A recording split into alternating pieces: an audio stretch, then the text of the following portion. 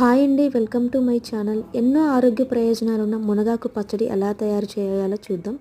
కళాయి తీసుకొని 2.5 టేబుల్ స్పూన్ల ఆయిల్ వేసుకొని ధనియాలు, జీలకర్ర, మెంతులు కొన్ని, నువ్వులు, ఎండుమిర్చి 10, పచ్చిమిర్చి 4, అవి కూడా మగ్గిన తర్వాత టమాటా 2 పెద్దవి, చింతపండు కొంచెం, నిమ్మకాయ సైజంత, కొంచెం గల్లుప్పు, పసుపు వేసుకొని మగ్గించుకున్న తర్వాత శుభ్రంగా కడిగి పెట్టుకున్న మునగాకు, చిన్న మెంతి ఆకు, కరివేపాకు, కొత్తిమీర, పుదీనా కూడా యాడ్ చేసుకొని మగ్గించుకున్నాను.